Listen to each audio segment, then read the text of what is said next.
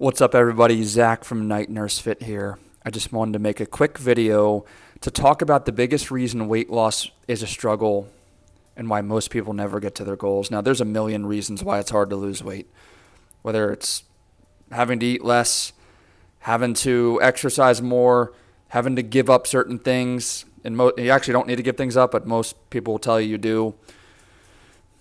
Just having to say no to so many things you normally wouldn't say no to. That's why there's so many reasons why it's hard, but the biggest reason why weight loss is hard, let's cut straight to it, is the time delay, which means the amount of time between when you start your journey and when you get to your goal weight. And before I go any deeper, I just hope this helps at least one person out there. I don't know where you're watching from. I just hope that one nurse, whether you might not be a nurse, there's a good chance you're a nurse. That's most of our audience on Instagram is nurses. But whoever you are, I'm glad you're watching. I appreciate you. I just want to give you back some value. And I don't mean to preach at you. I just want to share my experience of what I've learned over the years because I've been on a fitness journey myself. I have battled with it kind of up and down. I feel like I'm in a good spot. But, I've went on a lot of weight loss journeys and learned quite a bit about myself and just the reality of weight loss. Weight loss is a hard freaking thing. Whether you're 50, 25, whatever it is, whatever age you are, wherever you're at in life, weight loss is not easy because our body doesn't want to change. Our bodies are so freaking stubborn. Like if you're 200 pounds, your body wants to be 200 pounds. It doesn't, let's say your goal weight's 150, your body doesn't want to be 150. And when you try to make changes to be 150, your body fights against you. It increases hunger signals, so you have more of an appetite. You get less energy. Well, you get more energy as you're losing weight, but sometimes you just don't have the energy because you're not eating so many calories, so then you kind of feel like you have to force the exercise. But it's possible and it's achievable, but the reason it's so hard is because in so many cases, it takes so long to get to your goals. Like if you want to lose 50 pounds the right way, not the right way, but just in general, it'll probably take you about 6 months. That's a long time. It's not a long time in the span of your life, but it's a long time to have to be in a calorie deficit and having to every single day focus on what you're doing. That is not easy. You know how many things come up in that time? Birthdays, holidays, Christmas, Thanksgiving, going out with friends. Like you have to say no so many times in that 6 months that most people just can't be consistent enough to lose the 50 pounds. A lot of people will lose 10 or 20 pounds no problem, and then the body slows down. So that what you were doing before doesn't work as much as it used to. It still works, but it doesn't work as much as it used to. So instead of losing like 2 or 3 pounds a week, now you're losing like 1.5, 2 pounds a week. And now it feels like all the work you're doing is not for nothing, but it feels like you're putting in a lot of effort, but you're not getting the return back. Is this relatable? And so the time delay, the amount of time it takes from when you say, I'm going to lose some weight, I'm going to do this, to when you actually get to that 150 pounds. I'm just going to use 200 and 150 as an example here. I'm going to say 50 pounds because it's very common, even 30 pounds. It's a long time. And I think the biggest mistake is people go too slow. They go too slow, and when you go too slow, it's really hard to keep pushing when it gets hard. Because let's say you're doing all the right things and you're down 3 pounds in a week and it's Saturday and you want some tacos with your family or you want to go out on a date night or just have some type of treat. You might not even eat that poorly and you'll wake up the next day and you'll gain 2 pounds. So you lost 3 pounds up to that point and then you'll gain 2 back and now you're down a pound. And let's say this is the first couple of weeks of your fitness journey. Like you're down 4 pounds, now you're down 3 pounds. You got 47 to go. And I'm not discouraging anybody who's on a journey because I know it's hard. But I think that it's a much better idea to try to move the needle a little bit quicker. So instead of 50 pounds in 6 months, this might sound a little crazy, I would say 50 pounds in 3 to 4 months. But I want you to understand that that's not going to be easy. That if you want to do it in 3 or 4 months, you're going to have to do more aggressive dieting. You're going to have a bigger calorie deficit. You're going to have to exercise more, but I believe that it is worth the trade-off because I think someone is way more likely to do something for 3 or 4 months than 6 or 8 months. And slow and steady is not a bad idea. If you aren't much of a foodie like me who loves to eat tacos, hibachi, Chinese, chicken fingers, Raising Cane's, Chick-fil-A, Chipotle. Like I just keep going on. If you don't love that like I love it, go slow and steady. Love that for you. You'll get there. You still need a good plan and a good strategy. You need to make sure you're doing the right exercises to retain muscle mass and look good when you get to your goal weight. And you need to make sure you have a sustainable plan that's not a crash diet. But if you're a foodie and you're daydreaming of Olive Garden, or that's probably a sad excuse for Italian food, but if you're daydreaming of Chick-fil-A or Chipotle, or not Chipotle's not bad, by the way, but if you're thinking of chocolate cake and cookies and it's really hard for you to limit yourself to that, I'm going to tell you that the best chance of you getting to your goal is going a little bit quicker. The way you go quicker is, let's say you were going to eat 1,800 calories a day. You eat 1,400 calories a day. Now, that's not easy. It's not easy, but it increases the chance of you getting to that 50-pound mark because you don't have to diet for as long. So you know if you can just do that for a certain amount of time, even if it's hard, you can get through it. And I would also incorporate 24-hour fast, which means you eat nothing for 24 hours. People think that's starving yourself. I think it's actually the opposite. You're healing yourself. Because when you lose weight, you get healthier. Period. Almost every single time, studies show this. When you lose weight, you get healthier. The fastest way to lose weight is to fast. I'm not saying fast every single day. You, as a nurse, having to take care of patients and work all the time, that's not gonna work. But on days off, if you want to get to your goal and increase the chance of losing that 30, 50 pounds, do a 24-hour fast. Do it once a week. Get 10,000 plus steps with a 24-hour fast. Do it once a week. Just that action alone, if you just keep every other day the same, will increase the speed of your weight loss significantly. I don't know by how much, but if you did, let's say, one fast, 24-hour fast, eating nothing, just drinking water, you can have your coffee with creamer. I have that. Can't live without the coffee. You can have your Gatorade Zero, even your Diet Coke. Don't tell anybody. No. You can have that. I don't think it's a bad thing. Studies show it's not a bad thing. You can have that in moderation on those fast days. But if you do that once a week, 24-hour fast with 10,000 plus steps, you will lose weight by a much faster margin and you will increase the chance of you getting to that goal. Because I think the most important thing on a weight loss journey is not sustainability. People always, you've got to be sustainable. I love that. Eat foods you love. Make sure you follow a plan that you can actually do and it's not too restrictive.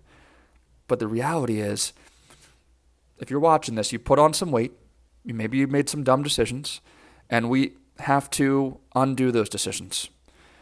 And the only way that's going to happen is a calorie deficit. The only way that's going to happen is by taking the sweaty walk, moving more, eating less. There's no other way. And so why torture yourself and do it in 6 months? Unless you're not a foodie. If you're not a foodie, do it slow and steady. It won't be a problem for you. Just do it. Just follow a plan. Do it every day for 6 months. But if you're a foodie and it's really hard for you to, stop eating some of the foods you love, I really recommend getting your activity up pretty high, 10,000 plus steps a day, and doing one 24-hour fast a week. And that's going to really make you lose weight a little bit quicker, which is going to take the 6 months it normally would have took you and turn it into 3 or 4 months. And I think most of us can do whatever we got to do for 3 or 4 months. And listen, first of all, fasting's really not that bad. You actually feel really accomplished and really good at the end of it. People think, it's so hard. Most people can't go 24 hours with food because our culture's so centered around eating all the time, eating 3 meals a day. People 1,000 years ago didn't eat 3 meals a day. Like, that's not a good thing for us. It's a modern thing. I don't think eating three times a day is marketing by the food industry so you can eat breakfast, lunch, and dinner. Really need to eat like once or twice a day. Probably just once, but I'm not going to promote that. So I would definitely do 24-hour fasts, get 10,000 plus steps. And then the other 6 days, eat in a moderate deficit. So if you normally would have had like 1,800, eat like 1,400 of foods you enjoy, healthy foods, whole foods. Like, find some good meals you really enjoy.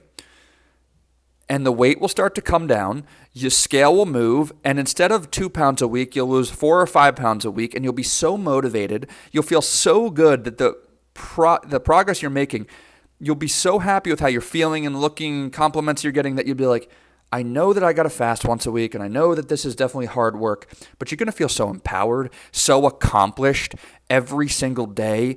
that scale is going down. And not every day it's going to go down, but most of the time it's going to go down. You're going to feel so good when that number's dropping, when your clothes are looser.